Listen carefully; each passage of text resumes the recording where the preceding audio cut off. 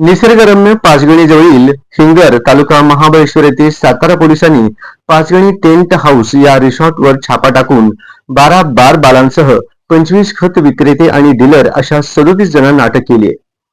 रिसॉर्ट्समध्ये बारबाला नाचून पैसे उधळल्याप्रकरणी ही कारवाई करण्यात आली.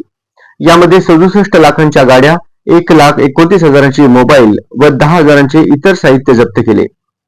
पाचगणी परिसरात पुन्हा छमछम सुरू झाल्याने जिल्ह्यात खळबळ उडाली आहे. साताऱ्याचे जिल्हा पोलीस प्रमुख समीर शेख यांना पाचगणीमधील फिंगर परिसरातील एका रिसॉर्टमध्ये काही लोक बारबालांसोबत नृत्य करीत असल्याची माहिती मिळाली.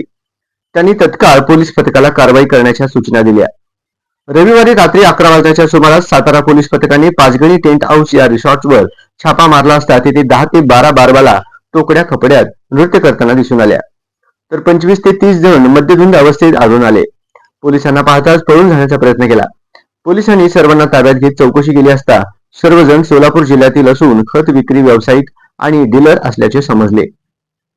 पोलिसांनी घटनास्थळावरून 67 लाखांच्या गाड्या, 1,29,000ची मोबाईल व 10,000चे इतर साहित्य जप्त केले.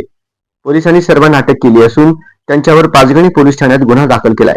या कारवाईमुळे महाबळेश्वर पाचगणीसह संपूर्ण सातारा जिल्ह्यात एकच खळबळ उडाली आहे.